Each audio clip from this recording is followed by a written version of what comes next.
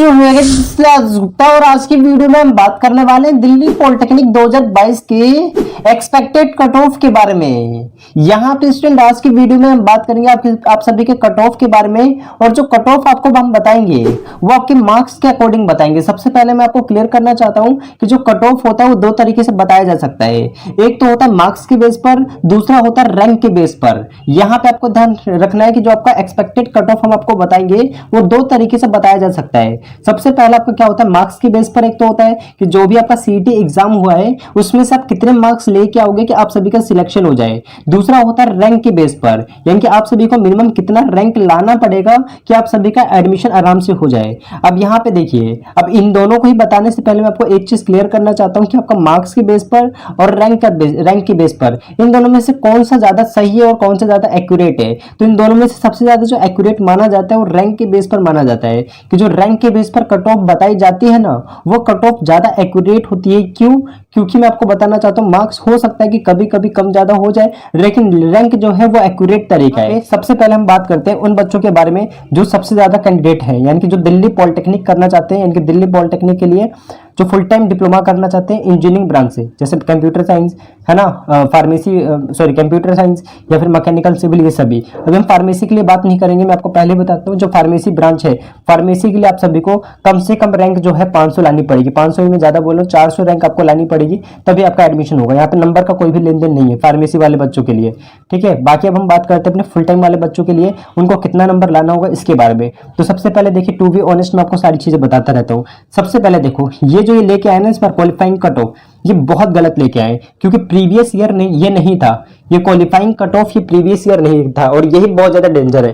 क्यों? क्योंकि यहां से ही बहुत सारे बच्चे बाहर हो जाएंगे। क्यों? क्योंकि आप देख सकते हो उन्होंने मेंशन किया क्वालिफाइंग कट ऑफ में क्या, कि जिन भी बच्चों को क्वालिफाई करना है काउंसलिंग के लिए, यानी कि आगे जाने के लिए, यानी कि पास होने के लिए, आप ऐसा भी समझ सकते हो, तो इन्होंने एक चीज मेंशन कर रखी है। पहले हम इस डेट एंड टाइम को हटा देते हैं, इसका कोई यूज नहीं है।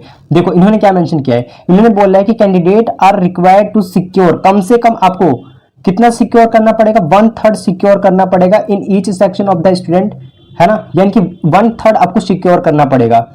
और इन्होंने एक और चीज बोला है कि यहाँ पे देख सकते हो, और इन्होंने लिखा है या फिर 45%। ये चीज आपको ध्यान रखनी है, दोनों स्टेटमेंट का मीनिंग अलग अलग है, दोनों स्टेटमेंट का मीनिंग अलग अलग है, ध्यान से समझ लीजिएगा। यहाँ पे एंड नहीं और यूज हुआ है, समझ में आया? या तो ये होना चाहिए या तो ये होना चाहिए। मैं दोबारा क्लियर करता हूं, देखो कहीं आपको नहीं मिलेगा जो मैं चीज आपको बता रहा हूं। यहाँ पे और यूज हुआ है, एंड तो यूज नहीं हुआ, इसका मतलब या तो ये होना चाहिए या तो ये होना चाहिए। इसका मतलब मैं दोबारा से आपको क्लियर करता हूं। देखिए यहाँ पे ये कहा गया कि जो भी कैंडिडेट जो है ना, या तो वो 1/3 मार्क्स लेके आ जाए ईच सेक्शन में, यानी कि ईच सेक्शन का मतलब प्रत्येक सेक्शन में कितना लेके आ जाए, 1/3 मार्क्स लेके आ जाए, यानी कि 1/3 क्वेश्चन को सही करते। और अगला इन्होंने मेंशन किया या फिर या फिर एंड नहीं यूज हुआ, और यूज हुआ है, या फिर वो 45% ले आए, यानी कि जितना भी है ना क्वेश्चन उसका 45% ले आए, यानी कि जितना भी मार्क्स है उसका 45% मार्क्स को गेन कर ले वो। ये दो बात करी गई है, या तो कोई स्टूडेंट ये करके दिखा दे या फिर ये करके दिखा दे, तभी वो क्या होगा, क्वालिफाई होगा, अदरवाइज जो काउंसलिंग के क्वालिफाई नहीं किया जाएगा। यही इन्होंने मेंशन कर रखा है। क्लियर है अब, है ना? तो पहले देख लीजिएगा कि आपके 45% बैठेंगे या नहीं बैठेंगे। इस तरीके से इन्होंने क्वालिफिकेशन यहाँ पे लगा रखी है। पहले ये नहीं था, इस बार बहुत गलत किया जा रहा है बच्चों के साथ। मतलब ये तो बहुत मुश्किल है ना, पेपर भी बहुत टफ, ऊपर से ये सारी चीजें हुई है, दोनों चीजें, तो थोड़ा सा मुझे सही नहीं लगा ये चीज, ठीक है। मैं अपना पॉइंट ऑफ व्यू आपको बता रहा हूँ। तो इस चीज को कम से कम इनको हटाना चाहिए था, क्योंकि एग्जाम भी इतना लेंथी था, ऊपर से इन्होंने बोला था 1/3 ईच सेक्शन में आना चाहिए, या फिर 45% आने चाहिए बच्चों के। तो ये तो बहुत मुझे मुश्किल लग रहा है, मुझे लगता है बहुत सारे बच्चे एलिमिनेट ना हो जाए कहीं, ठीक है। अब मैं ये नहीं चाहता हूँ कि आप सब एलिमिनेट हो, मैं एक बात कह रहा हूँ आप सभी के लिए। अब यहीं से हम कट ऑफ को डिस्क्राइब करते हैं। तो देखो, एक तो इन्होंने बोला 45 नंबर ले आओ, 45% ले आओ, मेरा मतलब, ठीक है। इसका मतलब क्या हम समझाते हैं। सबसे पहले देखिए 1/3 वाली चीज को समझते हैं। 1/3 वाली चीज का मतलब क्या है कि देखो, अगर आप सेक्शन नंबर ए देखोगे तो यहाँ से 15 क्वेश्चन, सेक्शन नंबर बी से 15 क्वेश्चन, हम डी ई इन सब की बात नहीं करेंगे, ठीक है, सीधी बात है। यहाँ पे देखो जो आपका ई था, सेक्शन नंबर ई में कितने 30 क्वेश्चन। क्लियर है आपको? यहाँ से कितने थे, 30 क्वेश्चन थे। तो इसका 1/3 कितना होगा। और ये आपको ध्यान रखना है कि ये सभी जो है ना, एक क्वेश्चन 1 मार्क्स का है, तो आप बोल सकते हो कि मार्क्स ही एक तरीके से नंबर ऑफ मार्क्स, ये बोल सकते हो 15 और ये 30 है, ठीक है। तो यहाँ पे 1/3 करिए, 1/3 कितना आ जाएगा, 5, यहाँ भी 5 है ना, आप देख सकते हो। यहाँ भी कितना आना चाहिए, यानी कि 1/3 करोगे ना भाई, 1/3 इसका कितना होगा, 15 का, ये भी 5 होगा, ये भी कितना होगा हमारे पास, 5 होगा। इसका कितना होगा, 30 वाले का, 30 की बात कर रहा हूँ, ये 15 का था। 30 की अगर हम बात करें तो कितना हो जाएगा, ये 1/3 इसका करोगे तो 10, है ना। अब इन सबको जोड़ो कितना होगा 20। तो 60 में से टोटल कितने देख सकते हो 30 45 60, तो 60 में से टोटल कितने हो रहे हैं आपके, टोटल हो रहे हैं 60।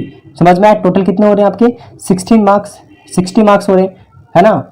60 मार्क्स हो रहे हैं क्योंकि एक जो क्वेश्चन है 1 मार्क्स का है आपका, तो 60 मार्क्स हो रहे हैं। और 60 में से अभी आपके कितने बने, यानी कि यहाँ पे क्वालिफाई करने के लिए कम से कम कितने मार्क्स लेके आने पड़ेंगे आपको, क्वालिफाइंग मार्क्स में लिख देता हूँ, कितने लेके आने पड़ेंगे आपको, 20 लेके आने पड़ेंगे।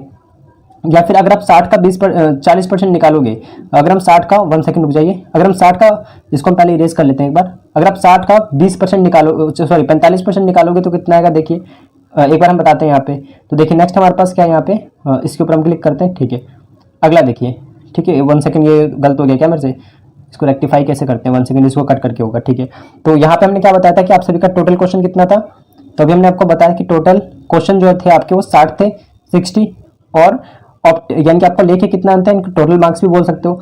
आपको ऑब्टेन कितना करना है, ऑब्टेन करना है, ऑब्टेन मार्क्स में लिख देता हूँ, ऑब्टेन कितना करना है आपको 20। या फिर अगर 45% की बात करें तो 60 का 45% हम निकालते हैं, 60 का 45% कितना होगा देखिए, ये इससे कट जाएगा, 1 0 से 1 0 ये कट गया, ठीक है। फिर यहाँ पे देख सकते हो 2 बारी में आएगा, और यहाँ पे कितना आएगा, ये 9 बारी में आएगा 5 के भाड़े में, फिर ये इससे कट जाएगा, कितना आ जाएगा 3। तो इसको अगर आप इससे मल्टीप्लाई करोगे तो कितना हो गया 27, यानी कि या फिर आपके 27 क्वेश्चन सही होने चाहिए, ठीक है। ये चीज आपको क्लियर है, या तो आपके 27 क्वेश्चन करेक्ट होने चाहिए, या फिर ईच जितने भी सेक्शन उनमें से आपको 1/3 मार्क्स आपको गेन करने पड़ेंगे, यानी कि 20 क्वेश्चन उस हिसाब से सही होने चाहिए। समझ आया आपको कुछ, आई थिंक आपको समझ में आया होगा। ये 20 क्वेश्चन सही होने चाहिए, कब होने चाहिए, जब इस सेक्शन में आपने 1/3 मार्क्स ऑब्टेन किए हो, और ये जब है जब आपने ऑब्टेन किसी एक में ही कर लिया हो 27, इनके 27 क्वेश्चन आपके सही हो गए। तो अब कुछ आपको अच्छा लगा, अच्छा मेरे को क्यों लगा मैं आपको बताता हूँ। देखो अगर ये सिर्फ ये बोलते ना कि 1/3 मार्क्स गेन करने हैं, तब बहुत दिक्कत हो जाती है। क्यों, क्योंकि बहुत सारे स्टूडेंट के छूट गए, जैसे बहुत सारे स्टूडेंट का तो 20 सेक्शन ही पूरा छूट गया है। तो अगर 1/3 ईच में से करना होता तो ये तो भाई बहुत बड़ी मिस्टेक हो जाती, फिर तो पॉसिबल ही नहीं था, वैसे भी आप बाहर हो जाते। या फिर बहुत सारे स्टूडेंट ने सेक्शन नंबर ए ही छोड़ दिया है पूरा, तो 1/3 मार्क्स तो वैसे भी नहीं आता। तो इन्होंने बोल दिया ओवरऑल आपके कितने होने चाहिए थे, 45% आप ले आओ, तब भी आप क्वालिफाई कर जाओगे। समझ आई ये चीज, मुझे पता है मुझे टाइम लग रहा है, लेकिन मैं आपको सारी चीजें क्लियर करते हुए चल रहा हूँ, ठीक है।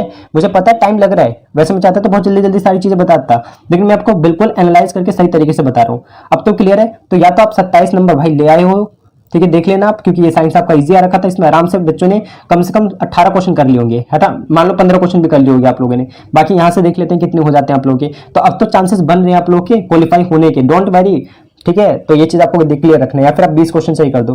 तो अगर हम बात करें कि कितने बच्चों, यानी कि कितने मतलब कि कट ऑफ क्या जा सकती है उसके बारे में अब हम बात करते हैं, ठीक है। इतनी चीज आपको क्लियर हो गया है। तो सबसे पहले 20 से कम तो किसी को होने नहीं चाहिए, क्योंकि वो वैसे भी बाहर हो जाएगा। 20 से कम तो किसी को होने नहीं चाहिए, वैसे भी बाहर हो जाएगा। तो 20 को हम अपना रेफरेंस लाइन लेके चलेंगे। तो देखिए स्टूडेंट, मैं आपको बता दूं, सबसे पहले अगर मैं जनरल कैंडिडेट की बात करूं, ठीक है, किसकी हम बात कर रहे हैं, जनरल की। आपको ध्यान रखना, जनरल की बात कर रहे हैं। यहाँ पे आपकी दिल्ली कैंडिडेट है, और यहाँ पे हमारे पास आउटसाइड दिल्ली कैंडिडेट है। टोटल मार्क्स कितने हैं, 60 मार्क्स, या फिर आप 60 क्वेश्चन भी कह सकते हो। तो यहाँ पे अगर मैं जनरल के लिए बताऊं स्टूडेंट, तो आप सभी के जो है 35 से अगर 40 क्वेश्चन सही है, अब देखना, अब बहुत सारे स्टूडेंट ये मत बोल देना कि भैया मेरे तो 20 ही ठीक है, मेरे तो सिर्फ 25 ही ठीक है, मेरे 30 भी ठीक है। ये आपका एक्सपेक्टेड कट ऑफ है, इतना हो सकता है। ऐसा भी हो सकता है 32 भी जा सकता है, क्योंकि बहुत सारे स्टूडेंट ने गलत भी किया होगा क्वेश्चन, ऐसा मान सकते हैं ना।